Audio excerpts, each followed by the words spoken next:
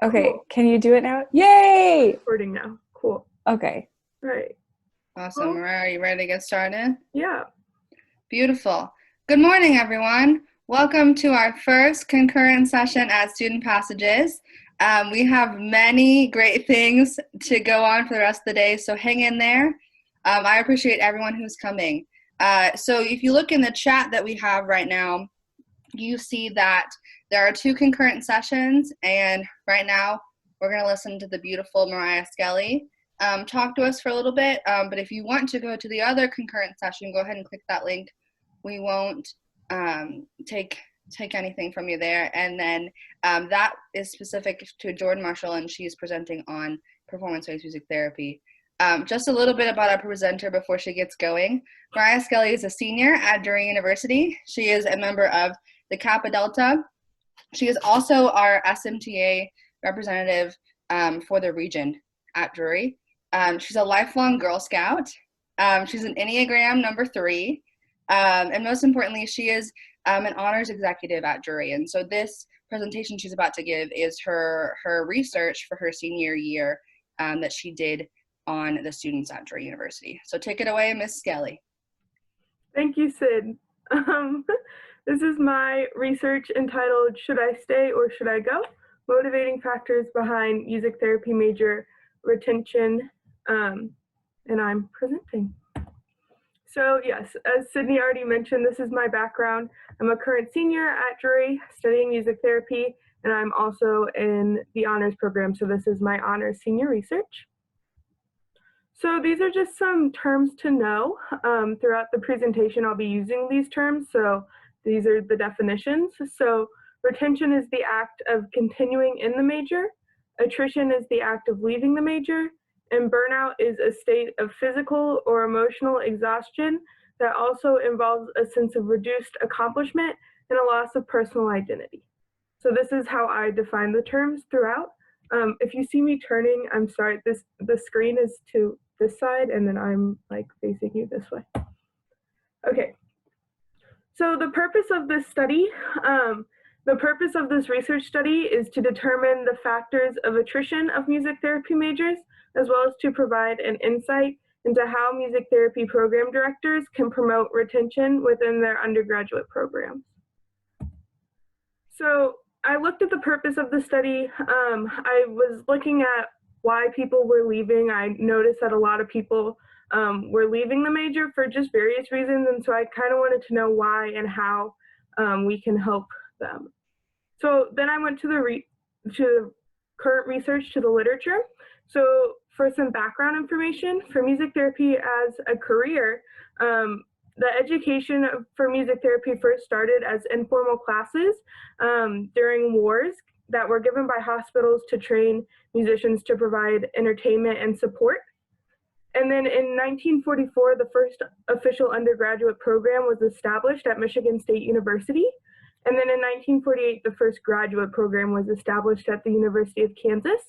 And these early degrees were modeled after the music education degree, which is why a lot of our education and our curriculum is the way that it is today, because music education is kind of that music major and education, and then you take some classes that pertain to music education specifically, where a lot of programs are, you have your music classes, some like psychology therapy classes, and then you have those music therapy specific courses as well. And then there's still varied beliefs about the competencies of training for music therapy students. So every school is different, and every background and method of music therapy trains its students differently as well. So these are the AMTA actual educational competencies. This is straight off the website, that this is what they say that each music therapy program should have in it to be able to be certified by the AMTA. So I'm not going to read this all to you, but just to point out the 5 different parts. So 45% is those music foundations courses, your music theory, your training, all those classes. 15 is those clinical foundations, so psychology courses, human development.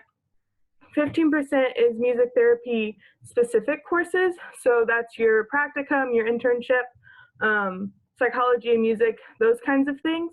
And then general education courses, those are typically set by the university, so English, math, those things, and then elective courses. So this is the breakdown of the AMTA competencies, just how they say that each program should meet these, and then every program, it's up to them to create courses for their students that meet these competencies, which is why every program is different. Next, I looked at retention. I started with big picture. So retention is a big thing for universities. They want to know why, not only like why people are coming to their school, but they also want to make sure that people stay in their university.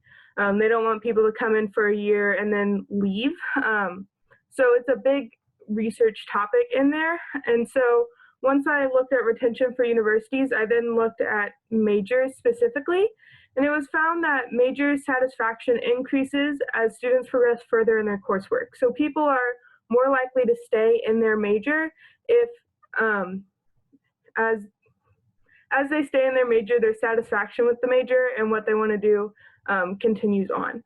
And then I found this study from 2017 that talks about music therapy majors specifically, and it goes through the various stages that music therapy students go through. And so this is the chart from that study. There's 6 different stages. So the first one is that personal connection to music. Then the next one is the turning point. So that's when you chose to become a music therapist, chose to go into music therapy. Then there's the adjusting relationship with music. So it's that love-hate thing that you go through. You want to, you used music for fun, but now you have to use music as a career, and how do you balance that? And then the last 3 stages are in a cycle. So you can go from one stage to back to the first one or all the way around. So there's the growth and development stage where you're growing in your academic experiences, music experiences. Then there's the evolution stage where your relationships and you're seeing powerful moments and you're evolving. And then there's the empowerment stage. So they're becoming stronger, more confident in your skills, and you really start to see your future career. So by reading the research and then looking at where we are right now, I really saw a need for this study, because as music therapy does continue to grow as a career, students are the future. The way that we train our students and the way that students are going to go out and shape the career for the rest of the career's time is a big thing. And we can see that with like the 21st Century Commission and all of that. This is a largely talked about topic at the moment. And then music therapy is specialized, and new students might not know exactly what music therapy requires. I know that when I first started, I had no idea that I would be taking all sorts of courses and what music therapy study required. And just anecdotally, I know that's a pretty big thing with a lot of other students as well. And then the study will attempt to find the motivating factors behind music therapy major retention and attrition. So looking at why people want to stay in the music therapy major and why people are leaving the music therapy major, because if we start to look at that, then we can go through and learn more about how we can get people to stay if this truly should be where they should be. So this led me to my 2 research questions. What percentage of undergraduate music therapy students think about leaving and or leave the major? And then what are the motivating factors behind their reasons to stay or leave? So the participants were current students at a small private Midwestern university. They had to complete at least 1 year as a music therapy major, whether they were a current major or not. And the sample includes traditional students, which are students who started at the university and continued on, as well as transfer students, so students who had come from a different university and started study there, but then come into the university. In total, there were 22 participants that filled out parts of the survey. 15 participants completed the survey in its entirety. 11 were current music therapy majors, 3 were non-music therapy majors, and 1 participant didn't fit study criteria. So for the methods, participants completed an anonymous survey online. Data was then collected and analyzed for themes related to attrition and retention.